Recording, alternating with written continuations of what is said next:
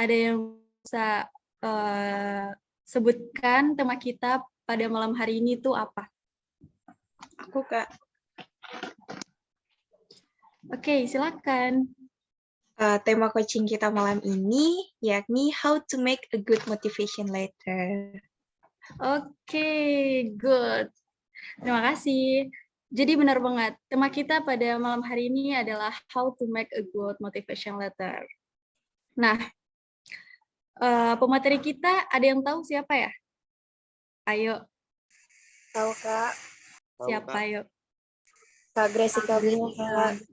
Bener banget. Nah, pemateri kita adalah Kak Gresica Bunga Silvana, SEMSCRA. Nah, alhamdulillah Kak Gresica udah berada di tengah-tengah kita di Zoom meeting ini. Saya langsung sapa pemateri kita ya. Halo Kak Gresica. Halo, apa kabar Nur Fadila? Alhamdulillah baik Kak. Gimana kabar Kakak pada malam hari ini? Alhamdulillah baik. Teman-teman Duta Transformasi, Duta Inspirasi Indonesia, apa kabar semuanya? Baik, Kak Grace. Baik, Kak. Alhamdulillah baik ya. Ini nih Kak, teman-teman di sini udah pada nggak sabar nih dengar materi yang akan disampaikan sama Kakak. Namun, sebelum saya mempersilakan Kak Gresica, izinkan saya untuk membacakan secara singkat CV dari beliau terlebih dahulu.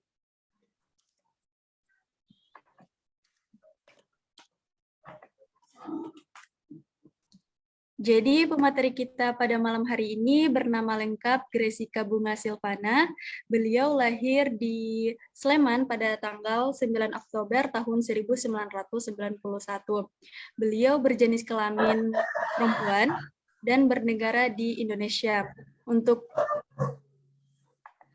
minat khusus, beliau berminat di engineering, manajemen accounting, internal control, dan data analisis. Kemudian untuk pendidikan pada tahun 2019 sampai 2000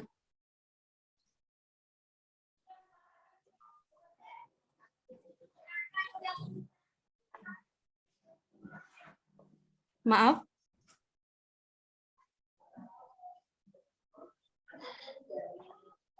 Pada tahun 2009 sampai 2013, beliau merupakan mahasiswi di Universitas Gadjah Mada di Indonesia yang berakreditasi A dengan gelar sarjana jurusan akuntansi dan sebagai mahasiswa cum laude juga diapresiasi khusus sebagai mahasiswa berprestasi pada FEB UGM tahun 2012.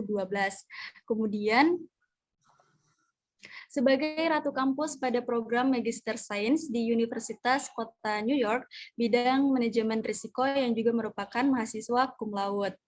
Nah, selanjutnya pengalaman kerja yang paling profesional itu pada tahun 2015 sampai sekarang sebagai auditor Kementerian Keuangan Republik Indonesia. Kemudian pada tahun 2013 sebagai asisten peneliti bidang moneter dan sistem pembayaran Bank Indonesia atau BI. Nah, ini pengalaman beliau masih banyak ya yang saya tidak bisa sebutkan satu persatu. Untuk pencapaian beliau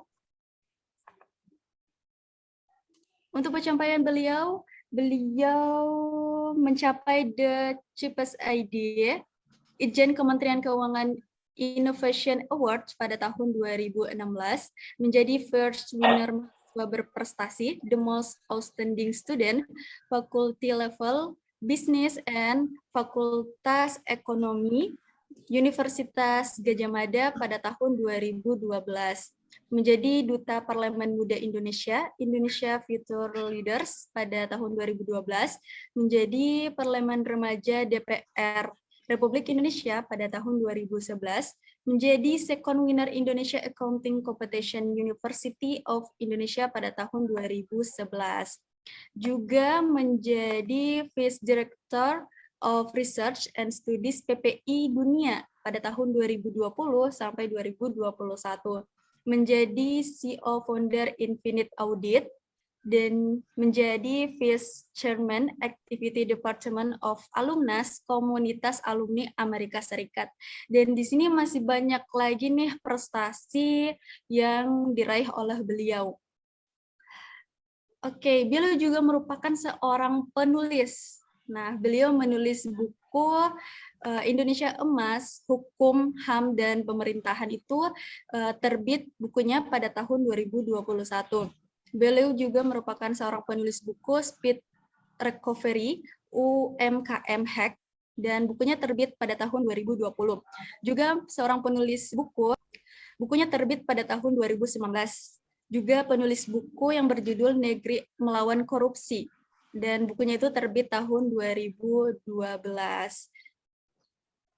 Oke, di sini masih banyak ya pengalaman yang diraih oleh beliau yang saya tidak bisa sebutkan satu persatu, dan itulah tadi CV dari beliau yang prestasinya itu atau pencapaiannya sangat luar biasa. Pasti teman-teman sangat excited banget ya pada malam hari ini.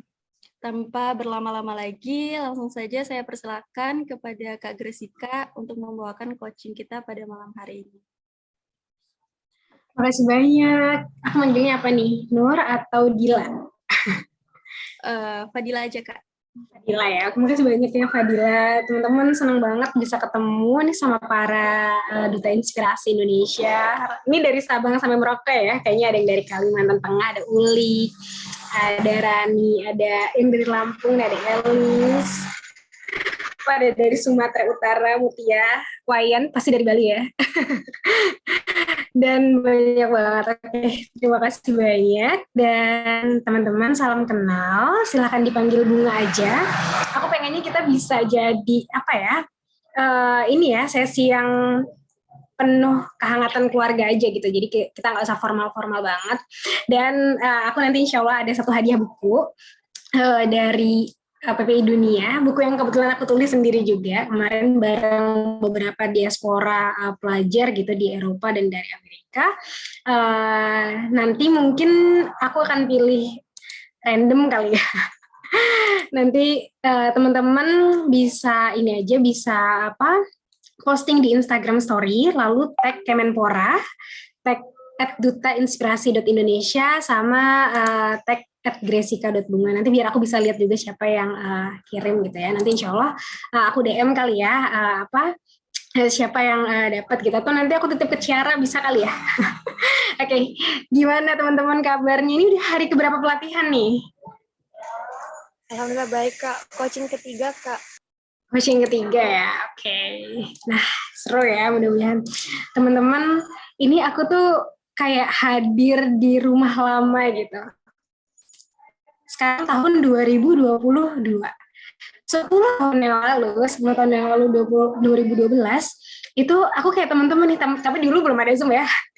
Dulu fasenya masih offline gitu ya. Aku kayak teman-teman, waktu itu kami dari kurang lebih perwakilannya 20 sekian provinsi gitu ya, itu menjadi Duta Parlemen Muda Indonesia. Gitu. Aku kebetulan dulu mewakili Provinsi Jogja. Di sini ada nggak duta yang dari Jogja? Nah, dan sebetulnya teman-teman, hal yang paling berharga gitu pada saat kita menjadi duta itu, nanti aku kasih ini ya, aku kasih bocoran. Tapi teman-teman boleh dong tulis di kolom chat gitu biar kita rame bareng-bareng gitu ya. Kira-kira apa hal yang satu kata aja gitu, hal yang menurut teman-teman tuh berharga banget gitu pada saat kalian menjadi duta inspirasi. Aku umurnya 30 tahun hari ini teman-teman, dan rasanya jauh banget ya, ini pasti masih pada belasan, 20-20an awal gitu ya. Tapi sepanjang aku hidup, aku pernah beberapa kali menjadi duta. Dan percayalah, pada saat menjadi duta itu tuh hal yang paling berharga teman-teman justru adalah punya keluarga baru. Jadi hal yang paling berharga itu justru keluarga gitu. Jadi hal yang menarik adalah dulu aku ingat 2011 aku pernah jadi duta anti korupsi. Waktu itu BEM KM UGM gitu ya. Lalu kemudian duta Parlemen Muda Indonesia itu Indonesia Future Leaders. Tidak lama setelah itu duta Parlemen Remaja DPR RI itu yaitu oleh DPR RI ya, Dewan Perwakilan Rakyat. Lalu kemudian belum lama ini jadi tahun kemarin jadi duta transformasi gitu. Dan hal yang kemudian menurutku paling berharga itu bukan kebanggaannya, bukan pelatihannya pasti berharga juga gitu ya. Tapi justru adalah keluarga, menemukan keluarga baru gitu. Betapa kita dikumpulkan jadi satu wadah gitu, satu wadah bersama-sama para duta yang lainnya.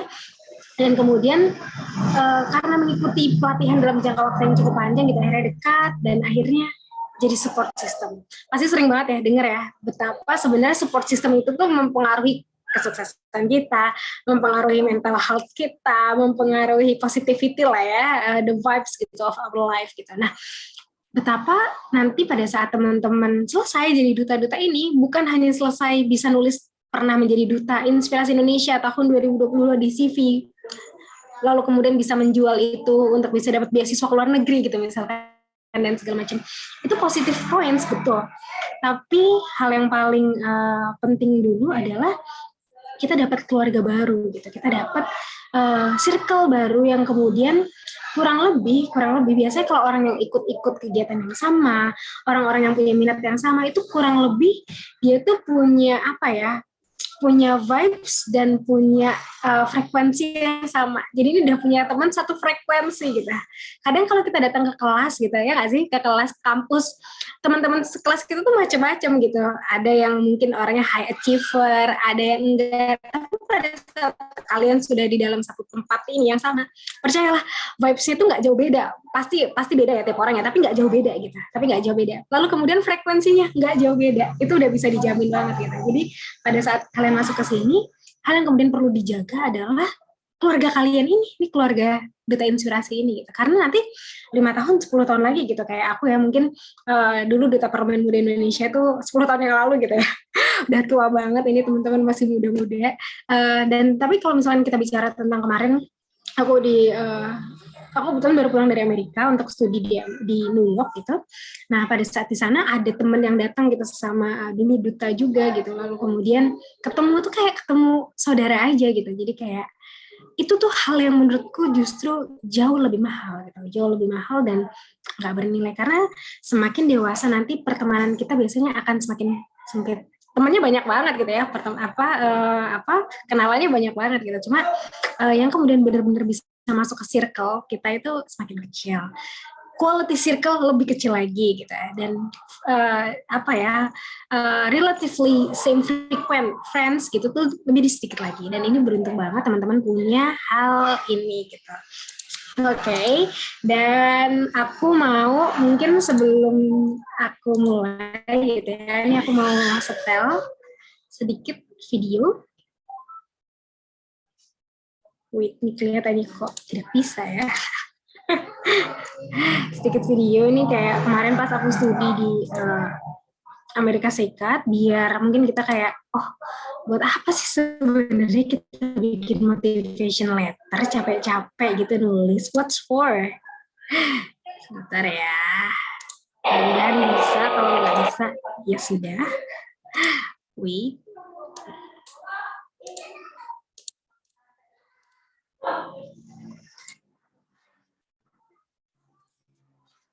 Ini yang satu bisa.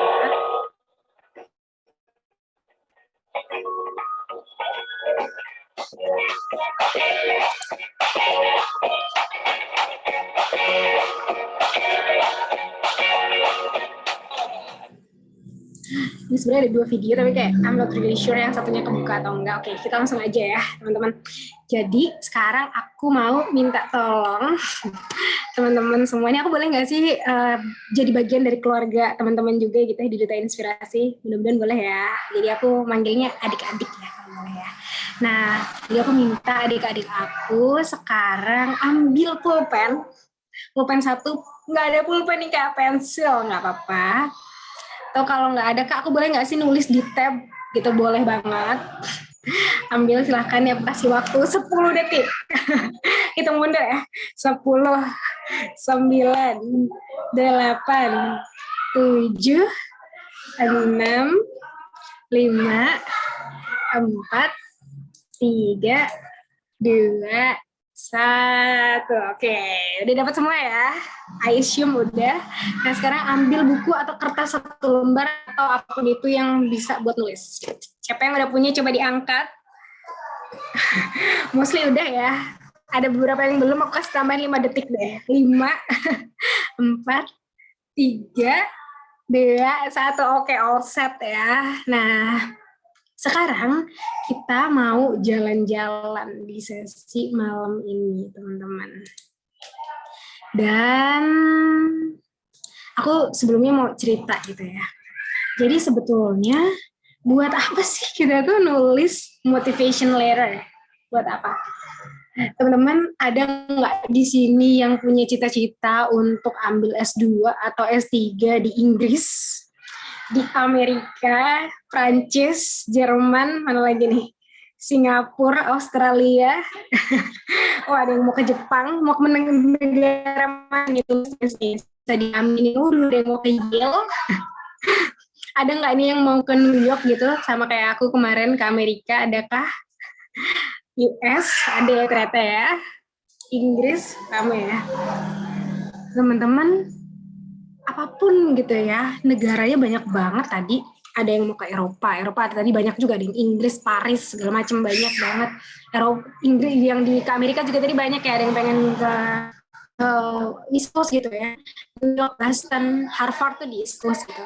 Atau ada juga yang pengen ke Los Angeles, mana macam-macam ya teman-teman. Nah, negara apapun yang mau kita datangi, scholarship pasti kan kita pengennya beasiswa kan, karena kalau misalkan nggak beasiswa, aku ingat dulu pada saat aku studi di City University of New York, kalau bayar sendiri itu biayain totalnya lebih dari 1 miliar gitu, mahal banget ya. Jadi kita mudah-mudahan nanti ketemu lagi reuninya, bukan reuni di Jakarta, bukan reuni di Jogja, Bali gitu, tapi reuninya siapa tahu di Paris gitu, atau di Glasgow gitu teman-teman. Dan hal yang kemudian perlu untuk dicatat adalah kita tuh pergi bisa pakai beasiswa macam-macam nggak sih? Coba ada yang tahu nggak sih nama beasiswa ke luar negeri itu apa aja? Gitu. LPDP Kak. LPDP bener banget. Terus apalagi ini AAS, Australian Government. Lalu kemudian ada juga Fulbright gitu ya untuk Amerika Serikat, atau mungkin Chevening gitu. The thing adalah teman-teman, mau beasiswanya apa aja, mau ke negaranya mana aja, kita tuh perlu bikin motivation letter. Kirim ke kampus, buat ngelamar ke kampusnya, dan kirim ke penyelenggara beasiswa. Atau kalau misalkan kita mau apply kerja gitu ya, apply kerja di luar negeri juga gitu, kita mungkin submit visa namanya ya. Biasanya untuk visa-visa jangka panjang gitu, itu visa pekerjaan itu biasanya suka ada letternya juga gitu. Nah itu juga kemudian perlu gitu ya. Nah ini jadi satu hal yang kemudian challenging. Nanti tadi kita udah pegang kertas, kita sekarang jalan-jalan. Walaupun nggak bisa ketemu langsung, tapi kita jalan-jalan lewat Zoom aja, nggak apa-apa ya. Oke, nah ini mudah-mudahan kelihatan teman-teman. Ya, kita mau booking flight dulu nih, booking flight menuju kampus impian kita, atau mungkin tadi kalau ini ya dia golden tickets for essentials, tapi sebetulnya hal-hal yang kemudian ada di sini itu nanti bisa buat motivational letter for job gitu, untuk pekerjaan. Tipsnya plus minus sama gitu. Nanti kita bareng-bareng booking. Coba teman-teman persatu kita ketik tiket menuju titik 2 gitu ya. Tiket menuju titik 2. Terus tulis satu negara. Satu negara yang teman-teman pengen gitu. 3 detik ya, cukup ya. 3, 2, 1. Aduh Kak Bunga nih jangan buru-buru Kak gitu. Ini aku baru mau nulis, lagi mikir malah kayak ini mau ke Paris apa mau ke New York gitu kan. Pilih satu aja ya teman-teman ya. Nah oke. Nah sekarang kita akan pilih nanti opsi selanjutnya gitu. Tapi sebelumnya aku mau next dulu ini. Ini adalah 5 golden tickets of LPDP Essay Essentials. Tapi basically, whatever the scholarship gitu, apapun scholarshipnya, apapun kampusnya, itu pasti akan ada motivational letter. Nah ini yang kemudian perlu untuk kita kita optimalkan bareng-bareng. selanjutnya ini salam kenal. Tadi namaku Gresica Bunga Silvana, silakan dipanggil Bunga. Kemarin barusan menyelesaikan ini ya masa pengabdian sebagai Vice Director of Research and Studies PPI Dunia. Kebetulan juga LPDP Awardee itu di City University of New York di Amerika Serikat. Co-founders of Infinite Audit, auditor di Kementerian Keuangan, Vice Chairman of Event Alumnus ini komunitas diaspora Indonesia di Amerika Serikat, dan nanti mudah-mudahan kita bisa kenal lebih lanjut gitu ya teman-teman. Kita bisa ngobrol. Nah ini tadi kita udah pilih ya, choose your country of destination, kita udah pilih tiket kita mau kemana, dan kita akan mulai terbang. Tapi sebelum kita mau terbang, tadi tiketnya kita udah mau kemana, tapi misalkan ke Amerika atau ke Inggris, kita udah nulis ya. Tapi setelah sampai gitu ya di John F. Kennedy Airport gitu, atau mungkin di Schiphol gitu ya, atau di mana bandaranya gitu, kita mau ngapain sih sebenarnya? Nah, coba teman-teman tulis target teman-teman di nomor 2 gitu. Kenapa teman-teman harus ke sana? Kenapa harus ke Paris? Kenapa harus ke Inggris? Kenapa harus ke Amerika? Gitu ya. Coba tulis di nomor 2 gitu ya. Targetnya apa? Misalkan S2 di Oxford tadi kalau yang nulisnya di Inggris ya. Atau mungkin ambil kerja gitu ya. Kerja di SK2 Jepang misalkan. Siapa nih yang pakai skincare SK2 dan cita-citanya kerja di SK2? Pokoknya tulis di nomor 2 teman-teman big dreams-nya itu apa. Nah ini nanti aku ceritain juga. Ini akan jadi strong why-nya teman-teman gitu. Ada yang pengen nikah di Inggris gitu. Ini ya nikah sama bule Inggris gitu ya, yang nanti mudah-mudahan tercapai. Kita aminin bareng-bareng deh ya. Jadi nanti kalau teman-teman duta inspirasi lainnya jalan-jalan punya harga di sana gitu kan, nggak usah nginep di hotel lagi. Oke. Nah, sekarang aku kasih kesempatan teman-teman nulis 5 detik kali ya, cukup ya. 5, 4, 3, 2, 1. Oke, udah ditulis semua belum nih? Mudah-mudahan udah ya. Oke, nah sekarang kita mulai ambil 5 golden tickets. Teman-teman, kalau teman-teman bisa implementasiin 5 tickets ini gitu ya di dalam esai teman-teman, insya Allah gitu untuk stage seleksi esai itu mudah-mudahan teman-teman udah bisa pegang gitu. Karena biasanya yang namanya seleksi beasiswa itu berstep-steps gitu ya. Ada steps wawancara, interview gitu, lalu kemudian ada seleksi esainya, ada administrasi dan yang lainnya. Tapi mudah-mudahan ini teman-teman udah beberapa langkah di depan nih dibandingin teman-teman kompetitor lainnya gitu ya, calon-calon awardee lainnya, karena teman-teman udah tahu gitu, oh ini tipsnya ini nih. Gitu. Oke, selanjutnya ini adalah first tickets. First ticket ini kita yang namanya kuliah di luar negeri, kerja di luar negeri gitu ya, jauh gitu ya dari tanah air, jauh dari keluarga, itu tuh bukan hanya sekadar perjalanan akademis, bukan hanya sekadar perjalanan untuk mencari gelar, atau yang kalau yang pengennya bekerja adalah bukan hanya sekedar perjalanan mencari uang, nafkah gitu, tapi juga perjalanan spiritual. Betapa kita masuk ke lingkungan baru, keimanan kita diuji gitu, karena makanan halal susah banget, atau kalau ada harganya jauh lebih mahal, kita milih nggak nih untuk spend more money gitu, untuk kemudian tetap jaga keimanan kita gitu misalkan. Atau mungkin ke negara-negara yang kemudian Islamofobianya tinggi. Orang-orang ngelihat kita kalau pakai kerudung gitu, kalau di Indonesia biasanya digodainnya apa gitu, ukti gitu kan, jadi seksis gitu ya. Walaupun itu nggak bagus, cuma setidaknya itu masih jauh lebih aman gitu dibandingkan kalau misalkan kita datang ke negara-negara Islamofobia. Itu terkadang kita datang gitu ya, dan mereka melakukan narik kerudung atau hal-hal yang seperti itu. Nah itu menjadi sebuah challenge tersendiri, betapa sebetulnya itu menjadi kita tuh keluar tuh bukan hanya perjalanan akademis, tapi juga perjalanan spiritual, perjalanan mental gitu ya, karena kan kita culture shock gitu, terus kemudian dituntut untuk bisa perform gitu, dan itu menjadi satu hal yang berat banget. Hal yang paling penting adalah teman-teman, sebelum kita mulai menulis, kita kenalan. Di first ticket ini adalah kita benar-benar mengenal. Tipsnya adalah benar-benar mengenal, understanding the requirements and the characteristic. Maksudnya gimana sih? Sama kayak orang pacaran gitu. Sebenarnya Elis misalkan, Elis ini tuh sukanya tuh dikasih boneka gitu kan. Tapi ternyata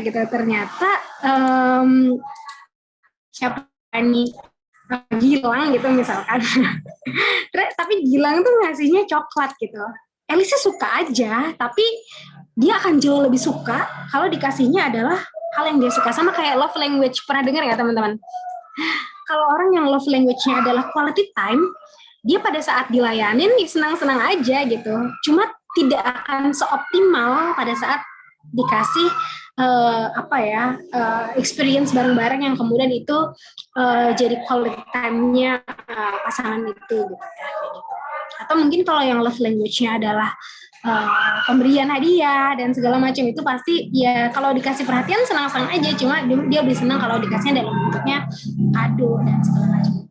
Jadi ini adalah knowing your characteristics gitu ya. Ini cuma kalau di sini jatuhnya nanti bukan orang gitu ya, bukan pacar, tapi pemberi beasiswa atau pemberi kerja atau kampus tujuan gitu. Jadi kita tahu nih karakteristiknya Oxford nih, sukanya mahasiswa yang kayak gimana sih? Aku pengennya kuliah di Harvard nih gitu. Karakteristiknya kayak gimana gitu? Knowing yourself dan juga knowing your target gitu. Atau kayak siapa yang pengen jadi kayak mau di Ayunda gitu, kuliahnya di Stanford gitu ya, dia harus tahu gitu, Stanford ini tuh dia tipikalnya biasanya kalau dari periode sebelumnya tuh ngambil mahasiswa yang tipikal seperti apa. Nah itu tuh perlu untuk cari tahu. Kak, bukannya yang penting kita nulis sebanyak-banyaknya prestasi ya di CV ya, terus kemudian kita membangga-banggakan prestasi tersebut gitu di esai biar bisa dapat. No, setiap beasiswa, setiap kampus itu punya karakteristiknya sendiri-sendiri. Ini buat jadi hacks ya, buat jadi tips gitu, teman-teman. Kalau kita bicara LPDP, karakteristiknya dia tuh suka sama orang-orang yang kemudian sudah berkontribusi di ranah-ranah sosial. Itu karakteristik LPDP. Makanya biasanya di situ founder startup atau kemudian pegiat-pegiat sosial tuh banyak banget yang kemudian jadi awardee LPDP. That's the characteristic. Jadi giving back kepada negeri, kepada tanah air, itu value-nya LPDP. Tapi bagaimana kalau kita daftarnya AAS? Sebenarnya value-value yang pada saat kita ikut kegiatan-kegiatan pemberian bantuan atau mungkin hal-hal yang seperti tadi yang LPDP suka banget itu jadi poin plus, tapi nggak segimana-gimana banget gitu.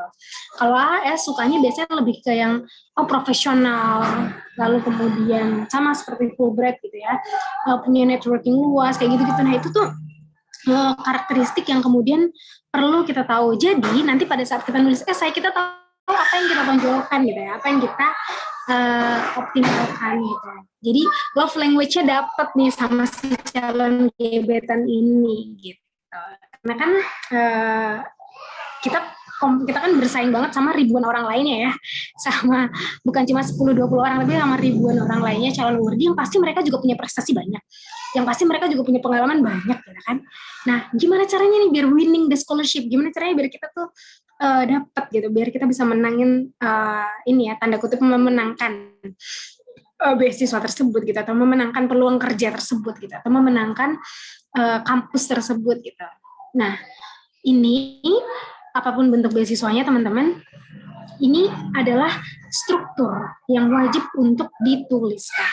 Nih 6 ya, 1, 2, 3, 4, 5, 6, ada tambahan 1 lagi 7 terakhir ya. Nah ini oke, mudah-mudahan ya.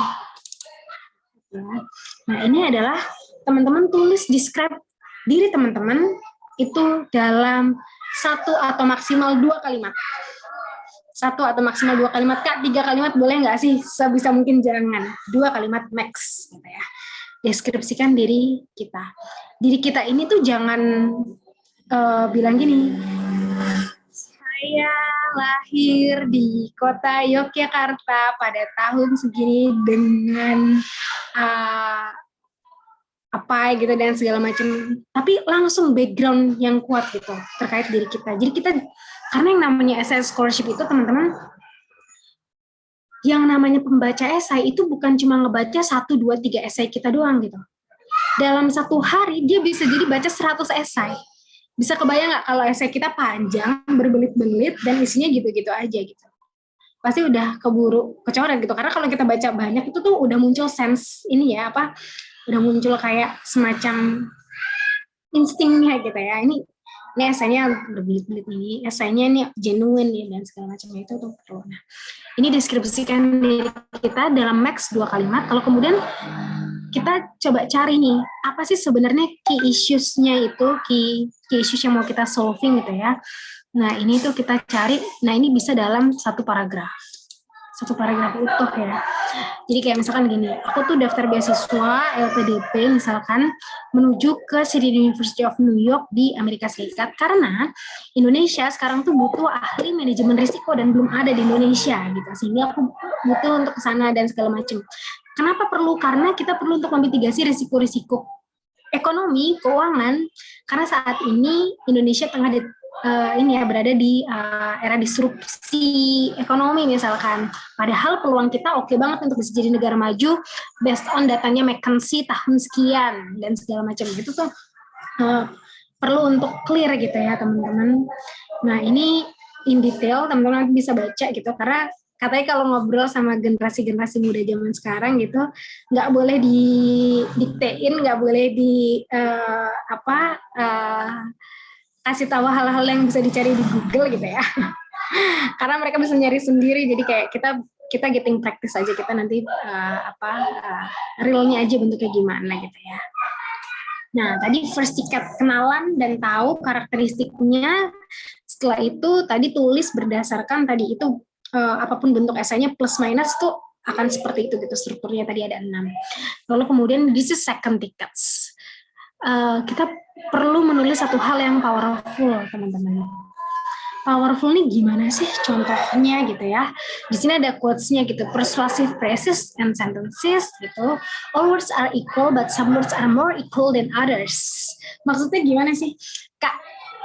Contoh ya, misalkan aku bilang, I am, atau gini nih, gimana ya?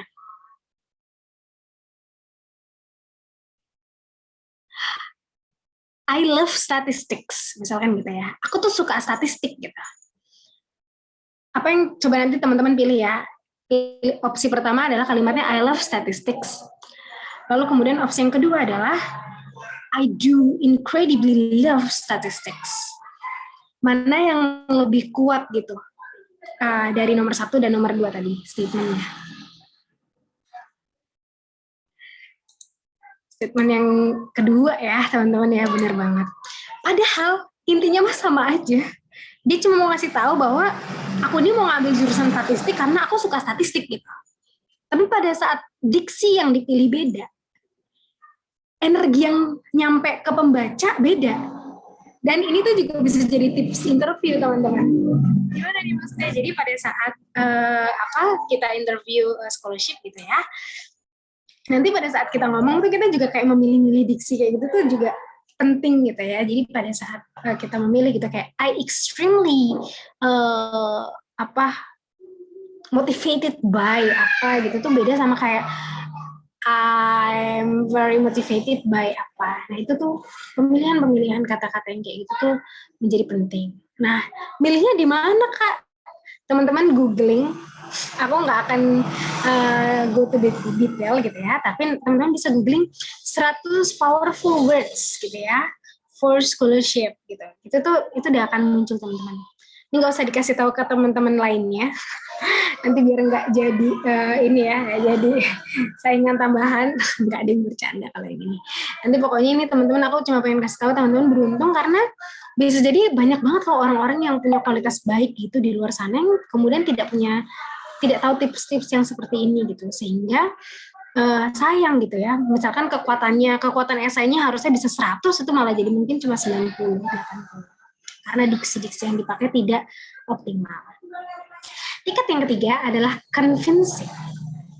Convincing ini adalah teman-teman terkadang kalau kita nulis esai, kita tuh pengennya terlihat sempurna gitu ya, sama kayak kehidupan Instagram, sama seperti kehidupan sosial media. Semua orang pengen flexing gitu, atau kayak semua orang pengennya menunjukkan how perfect gitu ya kehidupan mereka gitu. Padahal the things adalah kita tuh perlu meyakinkan gitu ya, convince gitu ya. Kita perlu satu hal yang kemudian convincing, dan itu tuh convincing itu justru muncul pada saat kita menyampaikan esai yang sound reasoning gitu ya, terlihat make sense nggak dibikin-bikin gitu, dan punya solid evidence. Gimana nih solid evidence tuh maksudnya gimana realnya nih Kak nih? Realnya adalah ada 3 hal. 1, stating facts, kasih tahu faktanya itu apa. 2, giving logical reason, kenapa aku mau ngambil ini, alasan-alasan yang make sense gitu ya, alasan-alasan yang kuat dan make sense dan masuk akal. Kita nggak perlu melukis langit gitu. Yang baca tuh manusia juga gitu ya. Kita juga manusia juga, jadi kayak dia tuh tahu gitu sebenarnya apakah kita too much gitu atau enggak gitu. Lalu kemudian yang ketiga, by using examples, dengan cara kasih contoh. Kalau misalkan ini secara psikologis, ini ada nggak ya teman-teman yang lagi ambil jurusan psikologi? Pada saat kita deliver something dan kita kasih contoh konkret, itu akan jauh secara psikologi, itu akan jauh lebih meyakinkan receiver informasi. Receiver informasi ini bisa pembaca gitu ya, bisa pendengar, bisa pelihat gitu ya, orang-orang yang melihat, orang-orang yang mendengar, orang-orang yang ini. Nah itu intinya si receiver informasinya ini akan jauh lebih mudah untuk menerima gitu ya informasi tersebut gitu pada saat kita kasih contoh. Jadi convince berdasarkan 3 hal tadi, stating facts, giving logical reason, dan juga using examples. Ini keempat, be genuine, jadi diri sendiri aja. Karena tadi ya hal yang kemudian paling mudah adalah kalau kita jadi diri sendiri, kita nggak bohong, kita nggak buat-buat gitu, itu esai kita akan terlihat jauh lebih genuine. Terlihat jauh lebih genuine. Mungkin kalau teman-teman lihat gitu ya, salah satu YouTube-nya Maudy Ayunda, dia cerita tentang tips dulu dia dapat sekolah di Amerika gitu, di Stanford. Dia bilang genuine gitu.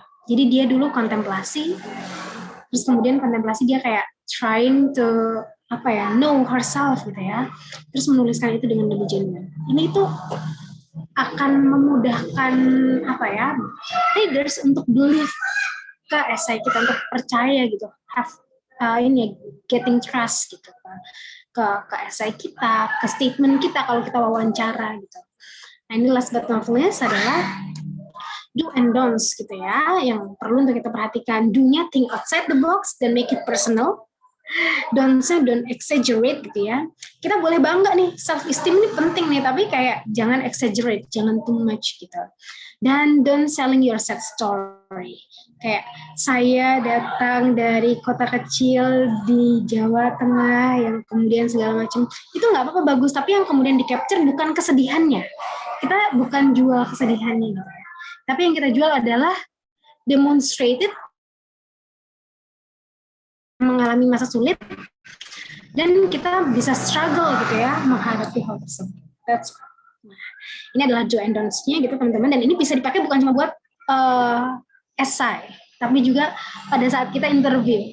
Ini juga berlaku gitu ya. Nah, ini akhir gitu ya. Karena waktunya ternyata udah tinggal dikit banget. 1 jam tadi aku dikasih waktunya, means tinggal 12 menit. Wish you the best of luck in all of your future endeavors. You'll be great. Sampai ketemu nanti, dan sekarang mungkin kita akan ngobrol-ngobrol lagi. Aku balikin ke Fadila ya. Oke, Terima kasih. Sebelumnya saya berterima kasih banyak kepada Kak Gressika karena menyampaikan materinya yang sangat luar biasa. Yang di sini kebanyakan teman-teman juga peraih beasiswa ya. Sangat-sangat bermanfaat untuk kami.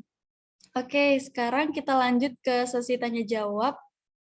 Tapi di sesi tanya jawab ini saya hanya akan mempersilahkan 3 orang penanya.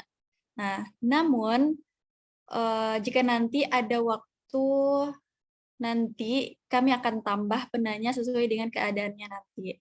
Oke, saya persilahkan raise hand kepada teman-teman yang ingin bertanya. Wah, teman-teman di sini sangat excited banget ya. Udah banyak banget yang raise hand. Oke, aku ke Kak Elis ya, dari Lampung. Silakan Kak Elis. Kak Bila atas kesempatannya. Masya Allah. Halo Kak Bunga, salam kenal Kak. Halo Eli, salam kenal. Ya Kak, ya. Senang banget sih dapat kesempatan nanya sama Kak Bunga. Luar biasa gitu ya kan. Saya Elis mau nanya sih Kak, karena waktunya mungkin udah sebentar lagi. Elis mau nanya terkait dulu pas awal-awal banget gitu kan Kakak buat esai ini gitu. Pasti kan ada rasa takut gitu. Terus juga kayak bingung gitu. Sampai pada akhirnya Kakak menemukan out of the box-nya mindset Kakak gitu. Nah, awal dari hal itu gimana gitu ya Kak, biar kita tuh menangkal rasa takut kita dan bisa keluar dari zona nyaman hingga kita menemukan out of the box dari mindset kita itu. Cukup. Makasih banyak sayang. Ini aku langsung jawab dulu apa gimana nih? Boleh ya, jawab dulu ya. Nah, jadi pasti ini ya teman-teman, setiap dari kita tuh punya struggle-nya sendiri gitu ya menghadapi kehidupan gitu. Dan itu tuh dihadapi oleh kita semuanya, tapi beda-beda stage-nya, ujiannya itu beda-beda gitu. Ada yang kemudian ujiannya adalah susah bayar SPP. Gitu ya. Ada yang ujiannya dia kok kayaknya terlihat sempurna gitu ya, kayak mahasiswa di kampus yang bagus, datang dari keluarga yang kemudian menengah ke atas, tapi kenapa dia stres? Oh, ternyata ada luka masa kecil yang kemudian orang-orang nggak tahu, kayak gitu-gitu. Nah, apapun bentuk struggle kita, hal yang paling pertama adalah sadar kalau kita ini berharga gitu. Itu hal yang kemudian menurutku akan penting banget. Jadi sadar bahwa kita ini tuh berharga. Pada saat kita udah sadar kalau kita berharga, maka bisa sayang ke diri kita, cinta gitu ya ke diri kita sendiri. Dan itu to be honest bukan satu hal yang gampang gitu. Apalagi cuma diomongin kayak gini ya, itu butuh mungkin air mata berhari-hari gitu ya. Itu butuh perang sama diri sendiri gitu untuk sampai di tahap itu gitu. Dan pada saat kita melakukan hal yang bodoh, melakukan hal yang salah gitu, dan kemudian kita nyesel nyalahin diri sendiri gitu, itu nggak apa-apa. Tapi jangan lama-lama. Terus kemudian kita bilang, nggak apa-apa, salah, semua orang melakukan kesalahan, dan satu-satunya orang yang udah nggak melakukan kesalahan lagi adalah orang yang udah nggak bernafas. Gitu. Jadi selama kita hidup, memang kita pasti akan ada ups and downs-nya gitu. Jadi pasti nggak sempurna, so ya udah gitu ya. Kita penting ya cari mentor. Kenapa? Karena kayak yang namanya iman, yang namanya semangat itu juga naik turun gitu. Kayak misalkan orang kita ngelihat gitu ya, misalkan ini orang ini mapres, orang ini tuh prestatif banget dan segala macam. Tapi sebetulnya manusia siapapun dia, apapun prestasinya itu pasti naik turun. Pasti naik turun. Mentor ini membantu mereka untuk bisa tetap bisa up gitu pada saat lagi jatuh, pada saat lagi down. Itu hal yang penting banget. Dan yang ketiga adalah surrounded yourself with positive people. Dan ini teman-teman senang nih karena udah ada nih keluarganya nih di sini ya. Insya Allah nanti bisa jadi circle, nggak cuma sampai duta inspirasinya selesai, tapi setelah itu juga ya lanjut lagi. Nah, itu sih 3 hal yang mungkin bisa kita lakukan. Terima kasih banyak Elis.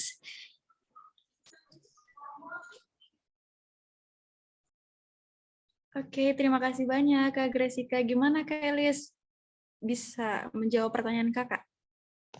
Ya, terima kasih Kak Bunga, luar biasa. Mantap.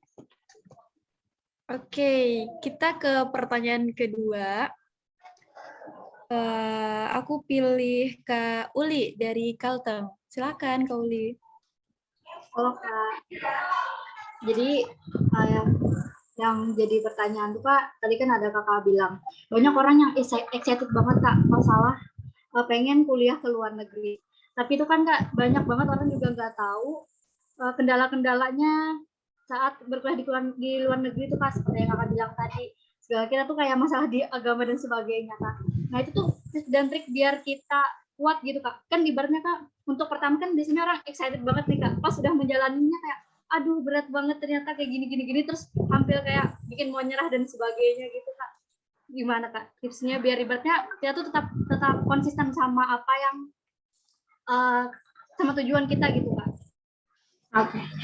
Makasih banyak Uli pertanyaannya. Makasih ya sayang. Oke.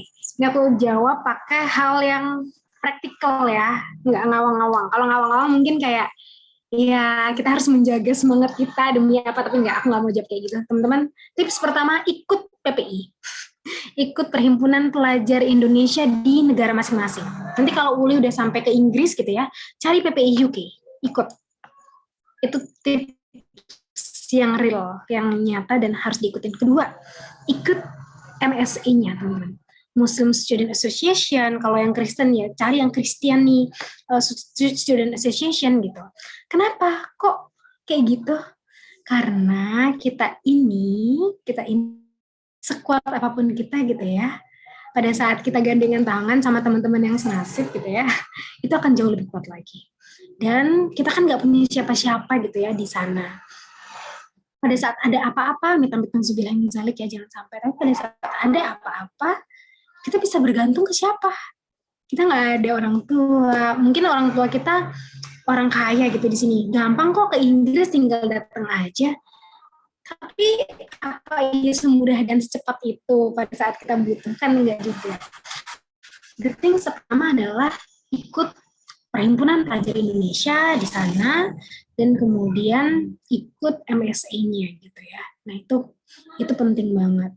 Itu hal pertama. Hal yang kedua adalah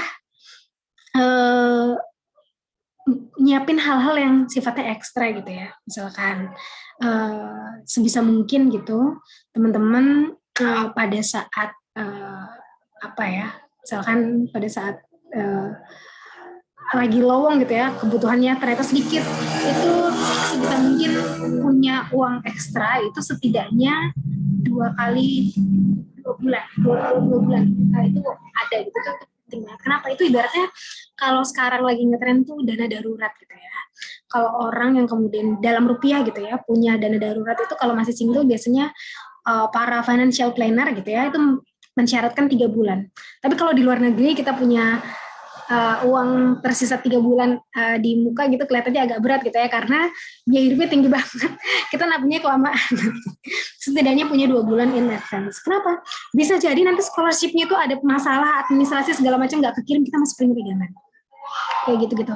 Ini hal-hal yang real ya teman-teman ya. Aku nggak pengen ngasih semangat motivasi yang kemudian ngawang-ngawang, tapi ini real nih. Harus kayak gitu. Kak, aku datang dari keluarga yang nggak mampu nih, gimana ya solusinya nih? Kita harus cari solusi nih Kak nih. Tapi aku perlu nih untuk bisa aman nih. Caranya teman-teman, dari sejak keterima beasiswa, teman-teman udah stop jajan-jajan segala macam, mulai nabung. Karena biasanya ada spare waktu ya antara keterima beasiswa sampai dengan berangkat.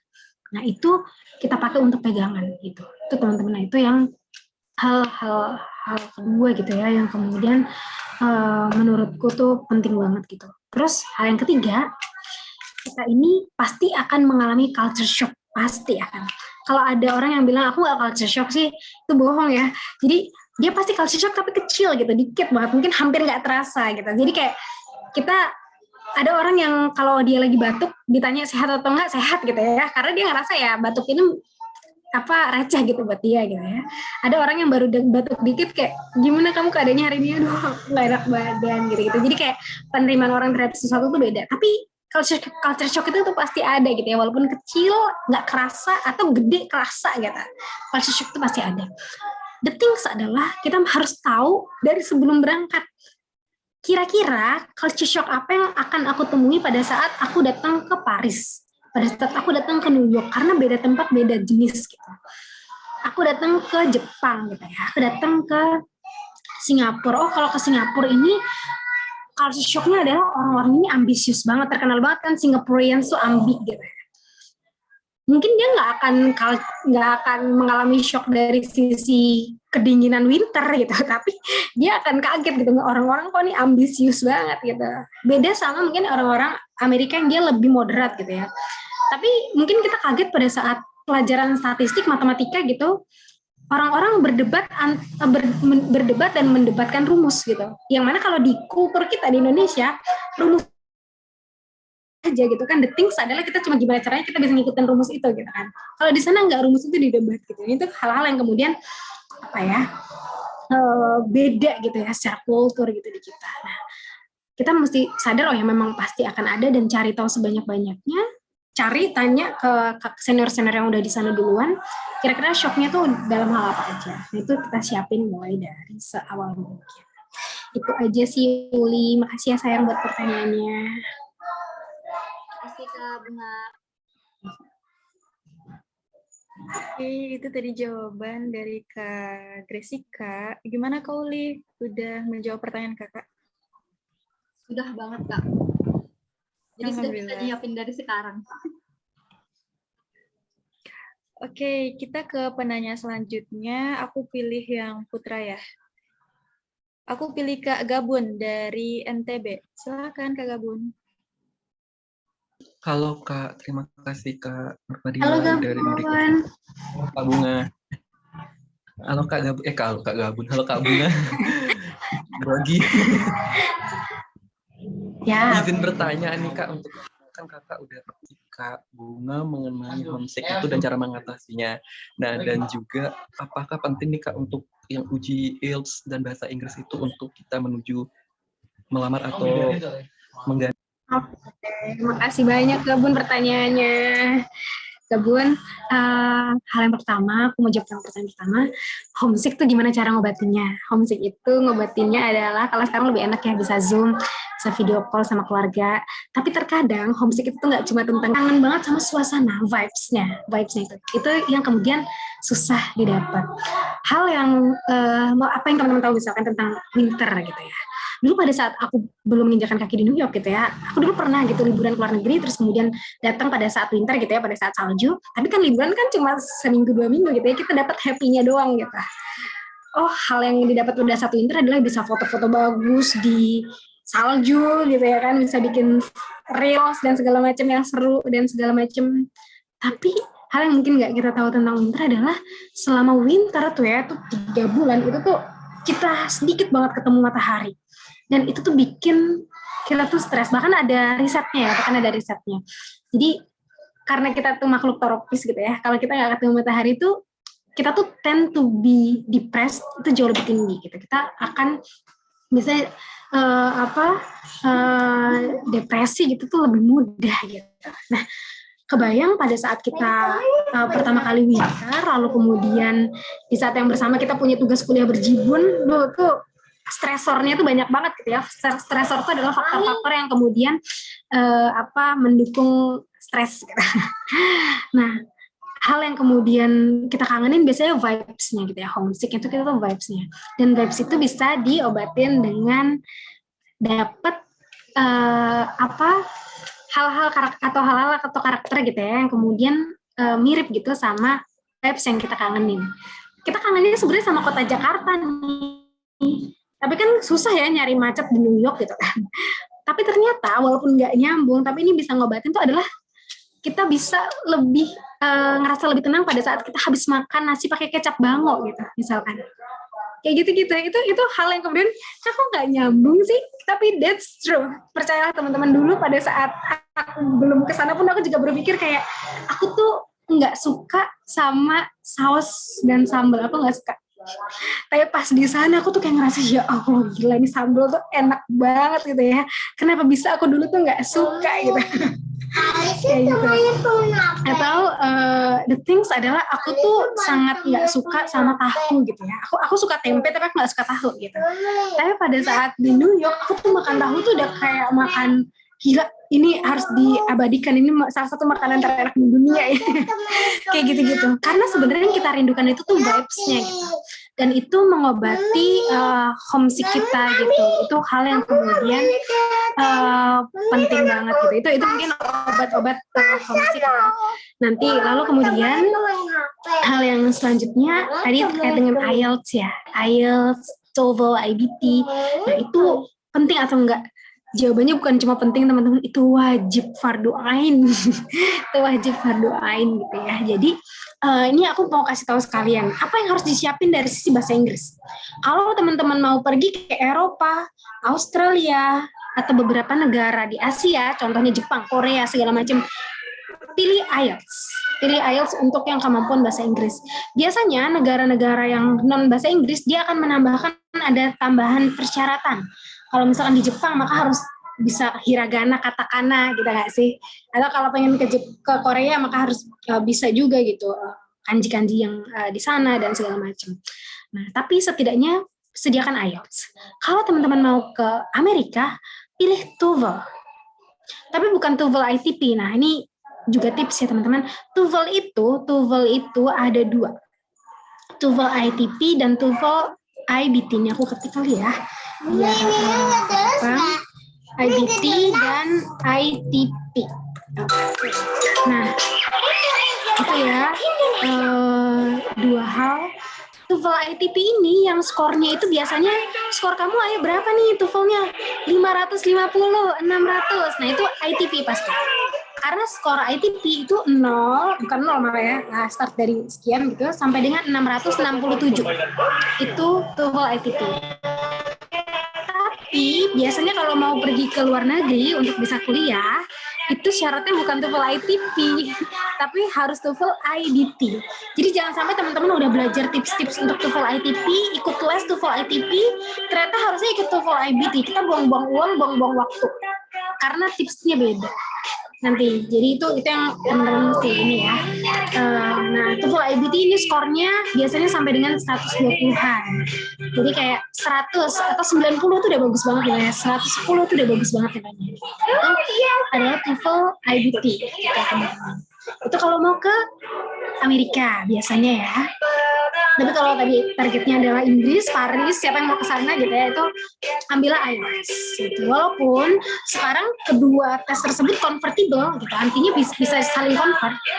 Gitu kayak misalkan IELTS 6,5 itu setara dengan TOEFL ITP 575 misalkan, dan setara juga dengan TOEFL IBT 100 gitu misalkan. Tapi biasanya tetap jauh lebih tidak menguntungkan kalau kita pakai yang nggak sesuai gitu, karena biasanya harusnya IELTS 6,5 itu setara dengan TOEFL 100, tapi pada saat kita perginya ke Amerika syaratnya malah jadi IELTS-nya 7.0 gitu. Jadi kayak hal-hal yang gitu tuh jadi apa ya, tips tambahan lah gitu. Karena kan terkadang kita nggak familiar dengan bahasa asing ya. Jadi setidaknya kita meet the minimum requirements untuk bisa melejit ke dapat beasiswanya itu. Jadi sedikit apa ya, hacks gitu ya, sedikit tips, tricks and hacks gitu untuk kejar hal tersebut gitu. Nah, itu sih mungkin 2 itu ya dari Gabun. Makasih banyak pertanyaannya. Mungkin kita lanjut selanjutnya.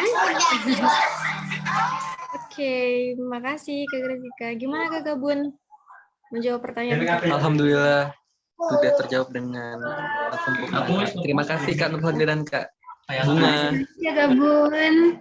Oke, karena ini masih ada waktu, aku beri 1 penanya lagi deh. Bisa nggak Kak Gresika? Ya, sure, boleh sayang. Oke, aku kasih ke Kak Yuni. Dari DKI Jakarta. Silakan Kak Yuni. Halo Kak Bunga, tes kedengaran suara saya? Halo Yuni, ya kedengeran sayang. Maaf ya Kak, suara aku rada soalnya belum sembuh dari pilek sama batuk. Oh ya Kak, perkenalkan aku Yuni dari DKI Jakarta. Sebelumnya izin bertanya, Aku lebih ke motivation letternya sih. Jadi kan beberapa waktu yang lalu aku itu kan sempat kayak ikut seleksi magang gitu kan. Nah, cuman waktu di tahap kedua, aku itu diminta buat motivation letter. Nah, waktunya itu cuman kayak beberapa jam dan saat itu juga aku kan sedang banyak tugas kuliah dan nggak sempet gitu Kak. Dan aku nggak tahu motivation letter itu strukturnya seperti apa dan harusnya bagaimana. Jadi aku buatnya kayak cuman lihat referensi website sekilas aja terus aku ketik dan ya aku udah meyakini bahwa itu nggak akan lolos sih karena aku nggak punya persiapan apa-apa. Nah, cuman kan di tengah era teknologi seperti ini ya Kak, kita bukan rahasia umum lagi, udah banyak nih kayak joki buat CV, buat motivation letter, esai ataupun yang lainnya. Nah, tanggapan Kakak itu bagaimana sih Kak kalau misalnya seandainya misalnya aku nih ya karena di tengah kesibukan kuliah nanti aku adalah joki aja esai ataupun motivation letter ataupun misalnya aku udah buat tapi aku minta buat revisi kepada joki tersebut karena tanggapan Kakak itu bagaimana ya Kak atas situasi seperti ini. Terima kasih. Makasih banyak ini. The things adalah aku malah mikir itu sayang banget kalau kita nggak selesaiin sendiri. Kenapa? Karena biasanya setelah selesai kita lolos satu step yang kemudian mengharuskan kita bikin motivation letter, kita akan masuk ke step selanjutnya.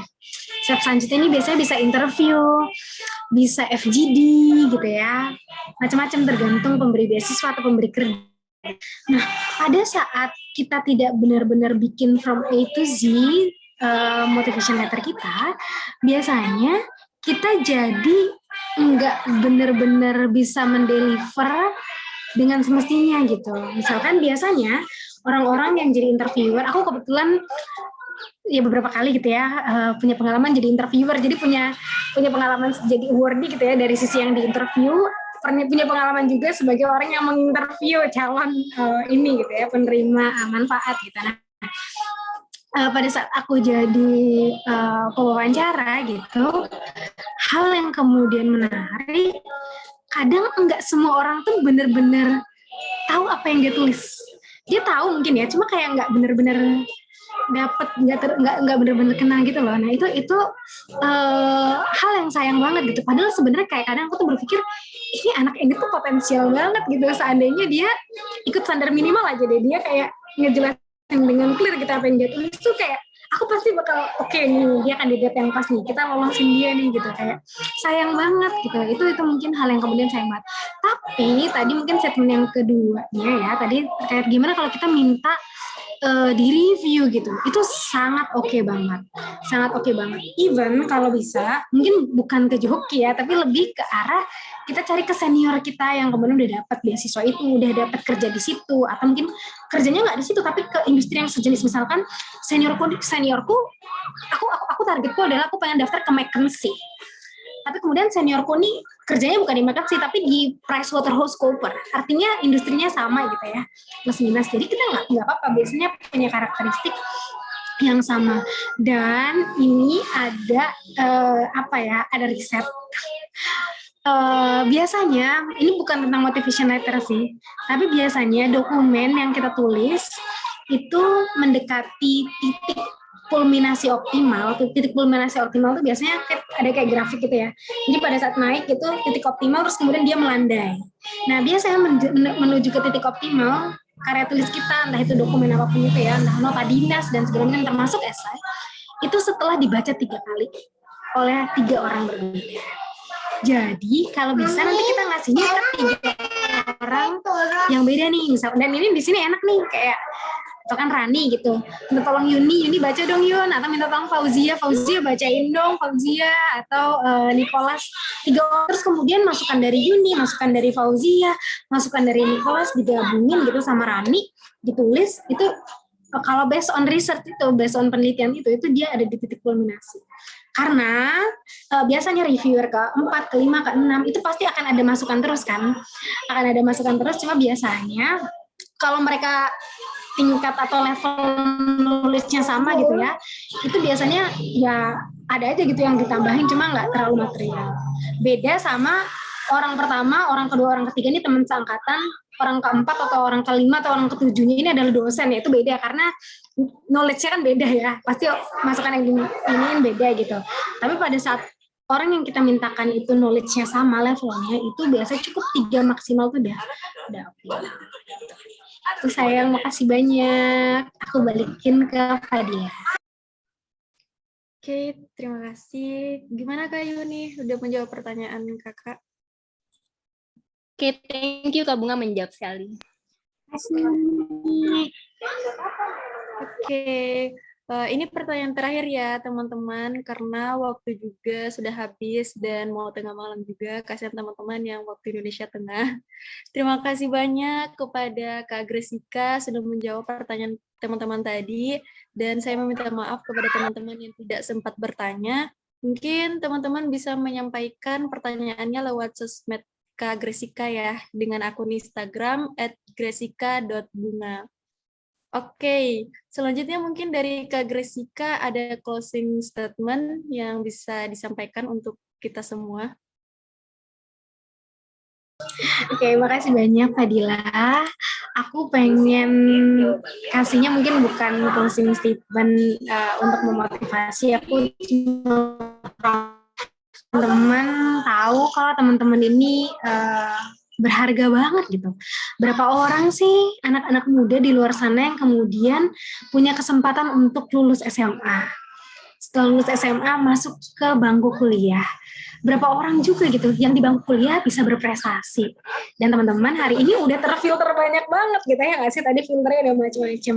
Berapa persen teman-teman ini mungkin adalah klaster 5 atau 10% tertinggi gitu, teratas gitu ya dari society. Means apa ya, ini tuh dimanfaatkan. Sayangi diri kita, karena teman-teman berharga tuh bukan cuma lip service, emang bener-bener ya berharga gitu. Kalau nggak berharga nggak di sini gitu ya. Itu hal yang menurutku perlu banget teman-teman sadari. Dan hal yang paling penting juga, aku cuma mau kasih titik pesan, sayangin diri kita. Dan insya Allah nanti pada saat kita sudah ada di level penerimaan yang sangat baik ke diri kita sendiri, level sayang ke diri kita sendiri, itu hasrat untuk berprestasi, hasrat untuk achieve banyak hal itu akan muncul dengan sendirinya. Tapi the things nih, hulunya kita udah harus selesai dulu. Itu aja. Sekali lagi aku mau kirim emot love deh semuanya ya. Makasih banyak udah di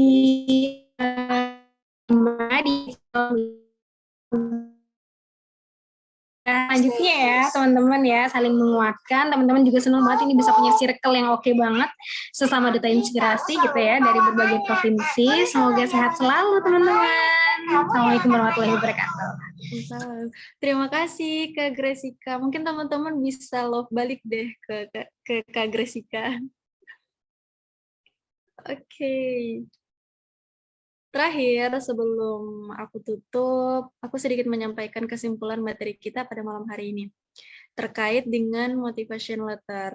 Jadi kita perlu banget nih menggunakan atau mempelajari motivation letter, karena kita bisa pakai kerja atau mau daftar beasiswa atau organisasi.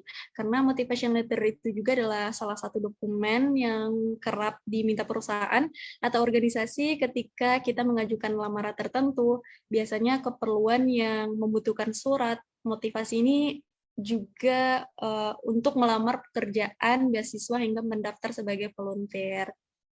Seperti itu. Sebelumnya, terakhir banget sebelum kita tutup, nggak akan seru nih kalau kita nggak ada dokumentasi, Kak.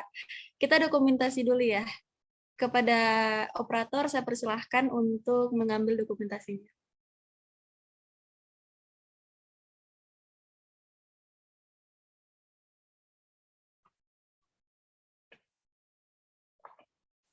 Silakan, Kakak operator.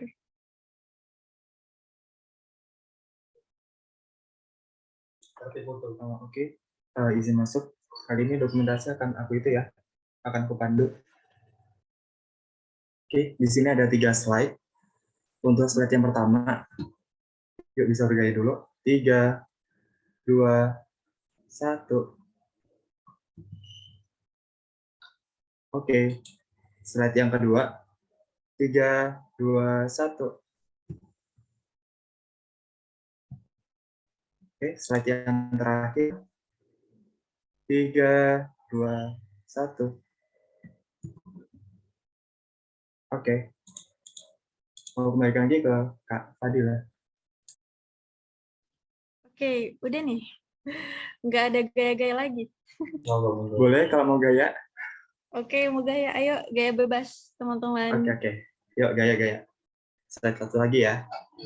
Dari slide 1. 1, 2, 3.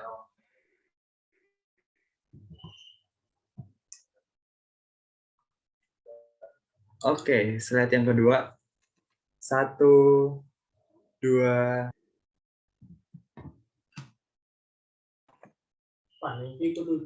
Slide yang terakhir. 1, 2, 3. Oke, sudah Kak Fadila. Oke, terima kasih Kak Operator.